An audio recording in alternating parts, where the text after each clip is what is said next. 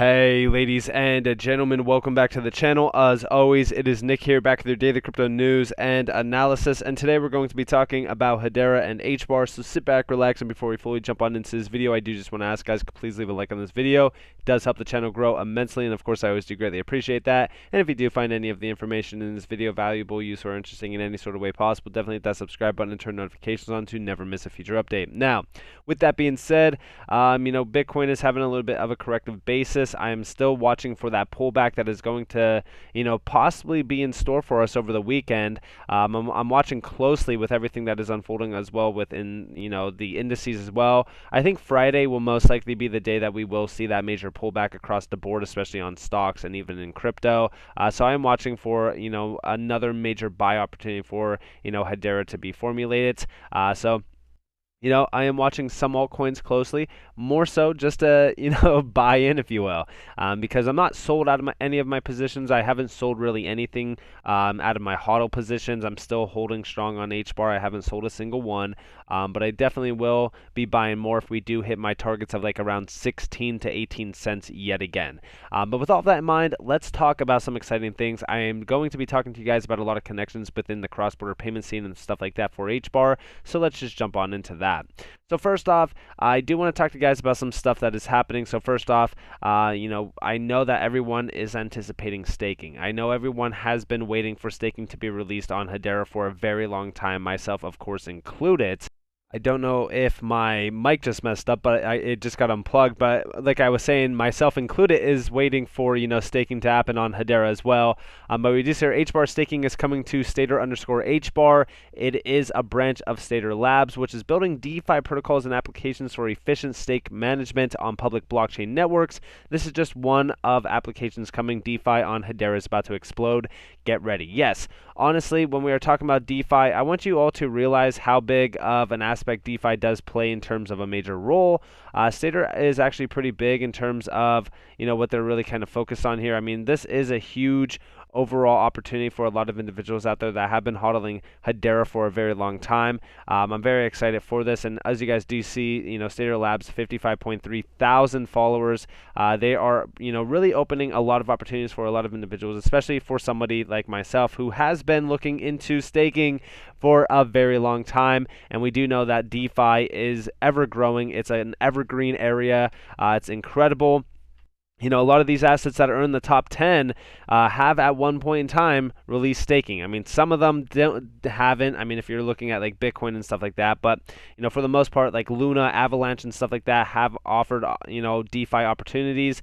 DeFi is so key for a lot of project success, and I do believe that this is an area that will thrive on Hedera. And I do think that when we are talking about staking opportunities and stuff like that, it is going to push Hbar prices skyrocketing. And don't forget that, when we were talking about the roadmap, we are almost in Q2 of 2022, and guess what is on the board for that? Yep, you've seen it here. Staking is there. Earn rewards for staking Hbar to nodes on the Hedera mainnet. So I'm very excited for that. A lot of stuff to look forward to in terms of the roadmap from Hedera. They've been killing it lately. I know a lot of individuals are still concerned with the price action. Trust me, I am as well. This is an investment at the end of the day to me. So I can't help but be a little bit concerned. But for the most part, I'm still sitting here and I'm saying, this is an investment. I mean, it's as simple as that. But we spoke to Salesforce and Hedera that got, Sustainability Cloud, and the Hedera blockchain verifies that those credits that through investment credits are available or for funding purposes are real. And we do see here, I see very real use cases this year, and there is a big drive towards stablecoins. Another great example is USDC. So a big hurdle today is regulatory and compliance approvals, but I think the latest generation blockchains are bolting that in. Also, when we're talking about regulations and stuff like that, I honestly believe that that is also the main reason why we haven't had staking released just yet, is because we are still looking at, the SEC and what they're trying to do with, digital assets. Also, when we're talking about regulations coming into play, this is the big point of this video. So I want to talk to you guys about the cross-border payment scene. For instance, I don't know how many of you individuals have done research on the cross-border payment scene that are watching this, but it is a $156 trillion global market.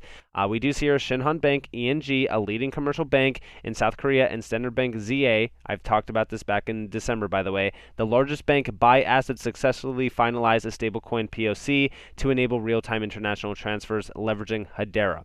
And of course, I showed you guys this in the past, but these are some major banks. For example, Shinhan, $427 trillion, $359 billion in assets, operates globally in 20 countries. Standard Bank, $148 billion, and also this has a unique footprint across 20 African countries as well.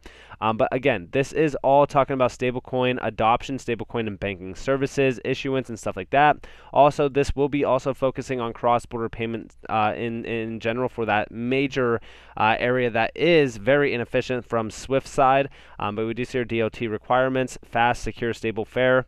Course, we already know who's really ramping up adoption here, and when we know the major DLT that is sufficing in all of these areas is of course Hedera. We do see Swift problems, multiple steps / intermediaries collaborating with correspondent banks, USD transfers, but local TT exchange rate. The Hedera solution: quick conversion from fiat to stablecoin, direct exchange between banks, issues local currency, no USD conversion, real-time tracking. This is what I was talking to you guys even about with XRP, right? I always said that there's a lot of money out there for a lot of these major players to eat. Okay, I just want you all to realize that at 1% market valuation for cross-border payments, Hbar will be at a $1.6 trillion market cap and $79.30 per Hbar, aka an upside of 354x. Now we do see our international wire transfer. You guys can really see this. Obviously, this is going to take some time. It's going to be rough. There's going to be errors. There's going to be a lot of problems here, especially from Swift side. But here is the Hedera way. Offers quick conversion feature between fiat money to stablecoin. Directly exchanges remittance message from Shinhan / Standard Bank based on distributed ledger network. Issues and burns. I believe it's local currency without converting it to USD. Tracks remittance status in real time through admin page as well.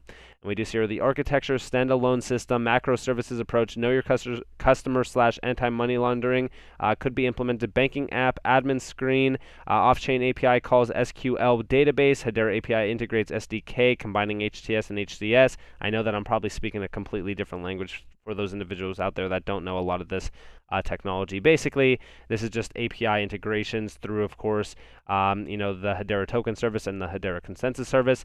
All of this is really kind of interconnecting these systems to one another to allow for communication between these networks. Topic watcher to monitor shared topics between banks as well. And here you guys have the Standard Bank to Shinhan Bank. Again, these are running on completely different networks, but of course this will be interconnected with with Hedera through, of course, their testnet, if you will. I think that this was that test that was running back in December that was doing incredible transactions per second, but all of this is pretty big. If we were talking about this at scale, I think that this gets very, very interesting very, very fast because, like I said, 1% will push us well beyond 100x. I mean, it's a 300 plus x. We do see here the South African app.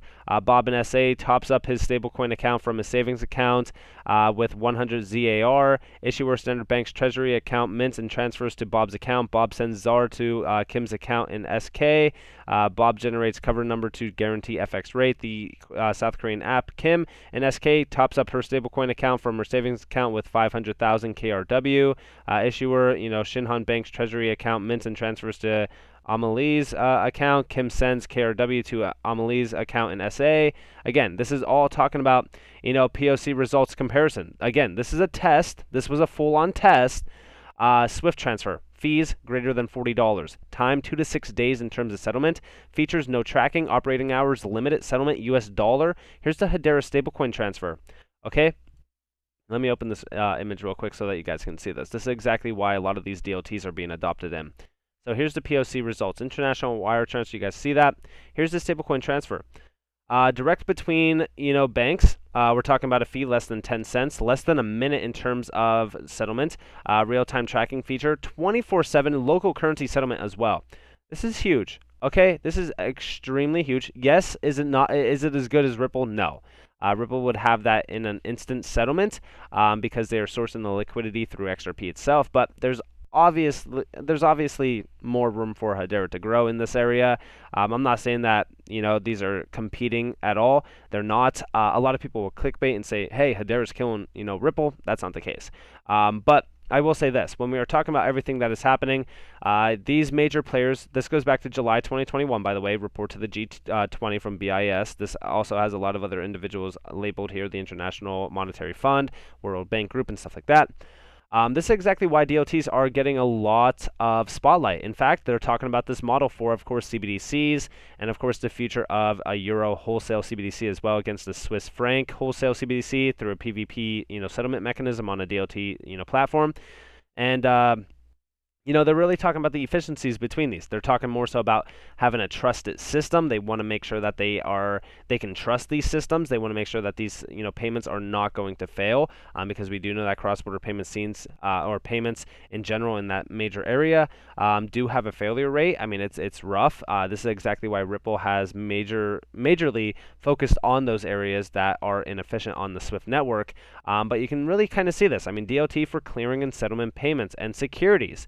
I mean, this is big. I mean, this is basically what we are marching into through, of course, the RTGS systems, through BACS, Franks, and stuff like that. Like, there's a lot of, networks that we are disrupting currently just from, crypto alone. Like, digital assets are taking over. But I don't believe that people are really focusing on Hedera right now. I don't think people are really taking Hedera serious at all. And I think that that is something that is not only, like, I look at it as almost an incredible opportunity because although something as big as Hedera should be in the top 10 at least, we have the opportunity to, have it at like 20 cents, 17 cents, 18 cents, 19 cents, 20 cents. Anything under 30 cents to me is such a steal. But even in the long-term growth of things, look at this. I mean, this is crazy. I mean, you got to think about it like this. A 100X opportunity from here is basically like $22. Okay? That is a $432.8 billion market cap. And a lot of people will say that this is not going to happen. Honestly, when you're talking about the market cap potential, 1%, I've always said 1% of that cross-border payment market, it would have us easily at around, we're talking about $79.30. And this is unbelievable to a lot of individuals, but when we're talking about everything that is unfolding, and a lot of these, major players know about DLTs. In fact, when we're talking about just a few of the names that are working with Hedera, okay, here's IBM, Microsoft, and even Accenture. So this goes back to June 2020. The Platform Neutral Alliance includes among its members a large collection of big technology companies, financial institutions, and blockchain startups, including IBM, Microsoft, and Accenture. Now, I actually have this open here, and this was talking more so about to standardize distributed applications. Of course, this is talking about DLTs as well through the Interwork Alliance. We do see here they established to standardize distributed applications. Alliance members accept that these co-called dApps have the potential to disrupt global economies. But the wide-scale availability of different platform types has stalled web-scale adoption of tokenized assets. This is, of course, what I'm talking about. Like when we're talking about stablecoins, it's tokenized assets. It's tokenized digital assets that are going to disrupt massive markets. We do see some of their major names down here, as you guys do see, like R3, 6 Digital Exchange, stuff like that. But we do see companies want to be able to create token-based business models without having a platform technology in mind. For this approach to work, standards are urgently needed around defining what a token is and how it is contractual behaviors will work. We do see here the Alliance was created to serve as the organization where this essential work happens by bringing great technology and innovative business leaders together to deliver the market-driven specifications needed to facilitate interworking. The Alliance can deliver a proven standard approach that is required to bring consumer trust into this space. And again, I want you to all realize that all of this is focused on one major area. Okay? We even go back to Accenture's, this is their PDF file on enabling cross-border high-value transfer using DLTs. Here is the Bank of Canada and the Monetary Authority of Singapore. This is that Jasper Ubin design paper. This is also that major. They actually have it here up. I want to say it was somewhere. There it is. Project Jasper Ubin. This is the Monetary Authority of Singapore and the Bank of Canada linked up their respective experimental wholesale CBDC networks, Ubin and Jasper. And this is all to demonstrate how a wholesale CBDC could efficiently eliminate the settlement risk inherent in cross-border cross-currency transactions by synchronizing payment actions without the need for a trusted third party or a common platform. Now, of course, all of these are not utilizing Hbar. There's no Hbar connected here. Officially at least. But when we are talking about Hedera, we know that it is becoming the enterprise-grade DLT. We know that there's a lot of talks around Hedera, but there's a ton of talks within this overall white paper that is talking about DLTs. It's talking about DLTs, how they are making it, easier, faster, adoption, than a centralized approach because it can leave the different jurisdictions involved in control of their portion of the network while allowing for tight integration with the rest of the network. This is a decentralized payment mechanism that is really going to open the doors for a lot of these major areas. And of course, you guys can see how many times DLTs are mentioned in this because DLTs are continuing to grow and grow and grow in demand. And also up here, by the way, this is talking about tokenized digital currencies and securities assets. We also see that major use case being built on Hedera through LCX as well. I mean, the picture to me is evidently more and more clear to me. Okay, we are marching into a digital age of finance. We are marching into a digital age of payments and banks to be fully disrupted. Everything that's been talking about, or being talked about, I should say, within the Russian and Ukraine sort of situation with SWIFT. We're talking about banks being banned from the SWIFT network, nations pulling out of SWIFT as well. We hear talks about nations wanting to actually get rid of SWIFT entirely because they don't want a U.S. dominated network. Basically, that new network would have to be some sort of digitized network. It is going to streamline DLT technology as well as streamline CBDCs to be minted and utilized. All of this has been coming for a very, very long time. But when we are talking about one specific area, the cross-border payment scene, to me, seems like it's very, very focused on, of course, crypto and digital assets. And I don't like to utilize, hype tweets, but there's only one tweet that comes to mind when I seen this. It made me really think about Hedera. So we do see here, logically speaking, it's safe it's safe to say that most legitimate utility assets will 100x or more from these levels. Tokenomics play a factor, but volume/use case is key. And when we are talking about this, by the way, I want you to all realize that the volume and the use cases behind some of these assets is absolutely ridiculous.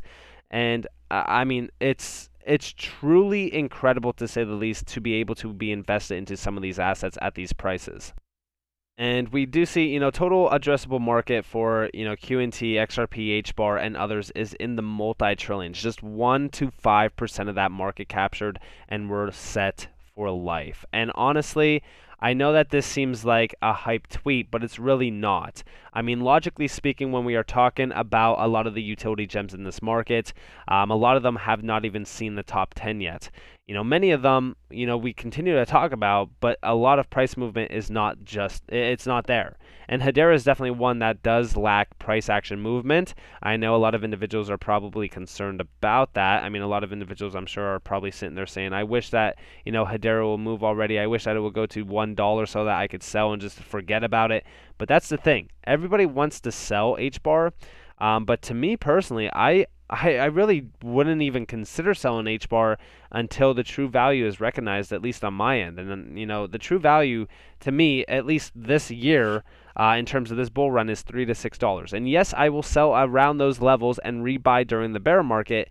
And I know a lot of individuals will say, but what about a utility market? No, I mean, I'm not buying into that, stuff. I'm getting my money and I'm going to be rebuying and reinvesting.